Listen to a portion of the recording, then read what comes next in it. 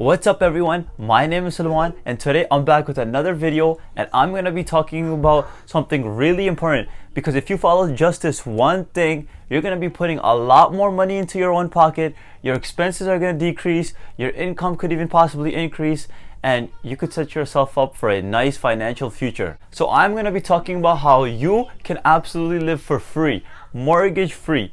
That means that you buy a house, you have a mortgage to pay, for example, whatever it is, maybe $2,000, you will not be paying that money out of your own pocket. I'm going to be talking about how you can live for free through house hacking. And this is a very important strategy that people should be using, and not a lot of people probably know about this. So first of all, house hacking. You're going to have to do this. The best way to do this is through getting an FHA loan. What is an FHA loan? FHA loan is a government loan from the Federal Housing Administration.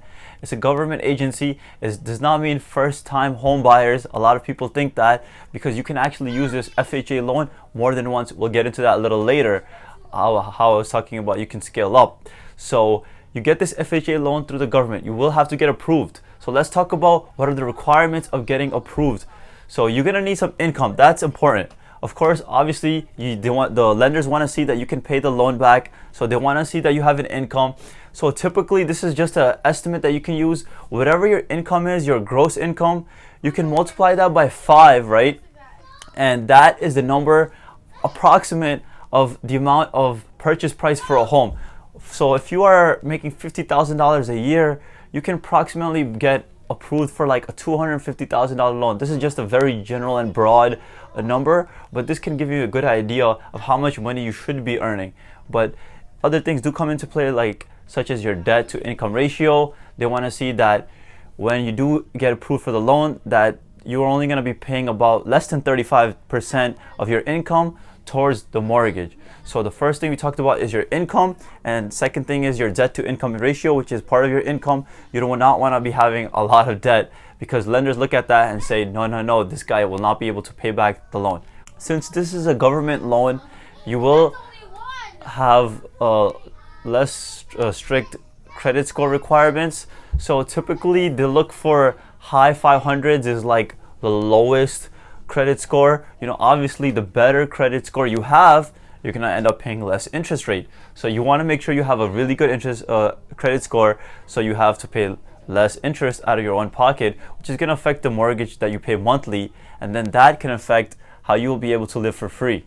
So now let's talk about one of the best things about the FHA loan. And now, why did I talk about an FHA loan and not some conventional loan? Because at the end of the day, you could just get a conventional loan and buy your own house. The FHA loan is big because you can pay as little as 3.5% down payment to buy a house. 3.5% down payment. That is extremely good purchase. You could get your first real estate property or investment if you consider that, and you can only be paying as little as 3.5%. That's why your return can be substantially huge, and you could be making a lot of money. Now, in order to be paying only 3.5% down payment, they do obviously have some more strict requirements. Like, you're gonna have to have a good credit score. They want you to make sure that you have good income. You want to have better credit score. So if you have less than, I think, 600 or 580, I believe, they're gonna want you to pay more down payment. They're gonna want you to pay 10%. So it can go from 10 to 15% if your credit scores are like less than 580. But if your credit score is like high 600s, for example, or even 700s, then you can only pay 3.5%, 5%, somewhere in those ranges. 3.5 is the lowest, and that is a good deal if you can get that going for you. Okay, so what are the negative things about this? I already told you about the FHA loan, which is a really good thing, or a really good strategy that you should be using as soon as you get a nice job, good income, save up some money. The bad side is you're gonna end up paying a mortgage insurance premium. So what that is since this is a government-backed loan, actually, the government backs you up. The government wants us, the people, to buy homes because it's better for us, it's better for the economy, it's better for everyone, that they want us to buy homes, but they have some small caveat to it, and they want us to get an insurance premium. It's an MIP is what it's called, and you're gonna have to actually pay a little bit more mortgage sometimes, depending on the numbers of the purchase price. So that can be a few $100s extra on the mortgage. So that is something that typically you will not be paying with the conventional loan. So now that we talked about all the FHA loan requirements and all the information on that, now let's talk about the strategy. So once you got approved for the loan, you get a house, or if you're looking for a house, because to do the strategy like the most effective way possible so you can bring in more money into your pocket, it would be recommended that you actually look at the numbers beforehand. So now let's talk about that and how you can use this strategy so you'll be bringing in some money or paying absolutely $0 out of your pocket for this mortgage. One last thing that I should have mentioned earlier is that the house that you're looking for, some important details is, actually the main detail is that it should be preferably a multifamily house. Now I'm going to show you an example of a multifamily house, how you can use this strategy, but if you're looking at single family homes, this can work. If you're a family that's going to occupy the entire single family home, this is not the best strategy, but this is mainly for a multifamily home, and then we'll get into how maybe you can do it with a single family house as well. But this is for a multifamily house, which is at least 2, 3, or 4 units. So 2 to 4 units, a house that has 2 to 4 units is considered a multifamily house, and this is the kind of houses that you want to be targeting, so you could use a strategy. Okay, so I've drawn this house. This is a 2-unit house. This is just an example that we're going to be using for now. And as you can see, let's just say you're looking at houses currently. You know, you're probably going to pay 5 to 10% down payment, whatever the numbers are, but a low down payment. And you're looking for a multifamily house. This is a 2-family house. So you're obviously going to live in it. This is why it's called house hack, because you actually live in one unit, obviously. And the other unit, you're going to rent it out. Now, I know a lot of people looking for houses, sometimes they think, all right, down payment, saving it up is hard, getting approved for a loan is hard, but this strategy is actually not going to work if you buy a house with somebody else. Like if you look for a 2-unit family house and with your brother or your sister, or I don't know who you're looking with, like a friend or something, then this strategy is not going to work, because you're not going to be having rental income coming in from your other units. Now let's get into it. Now I just want to say again, you're going to have to buy this house on your own. That's going to be the best way to do this. Now, you're living in this house right here, this unit right here, right? And this other one, you're going to rent this out. Rent that one out, you live in here. Let's just say you bought a house and your mortgage, we're just going to use some round numbers right now, comes out to be like $1,500 a month, right? You know, let's just throw a number out there. $1,500 a month is your mortgage. Let's just say $1,500.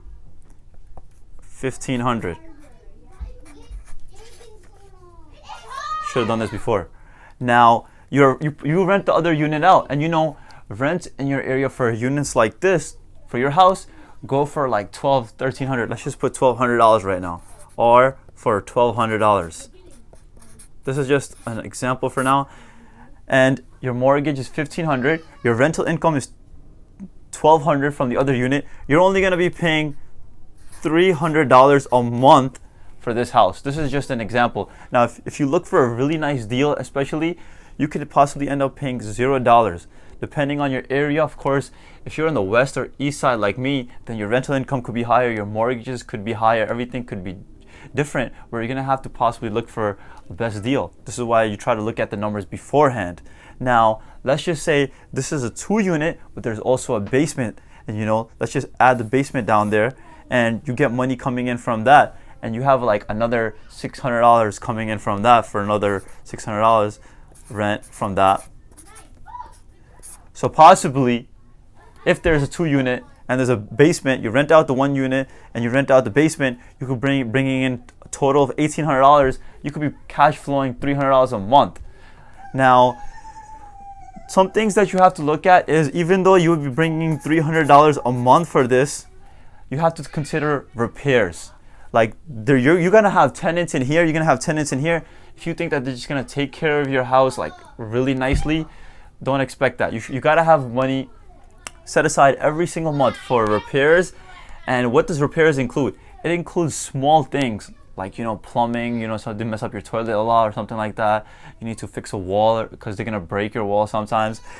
Or big expenditures that are called capex, you're gonna have to set aside money for that. So basically, let's just say that repairs ends up being $300 again.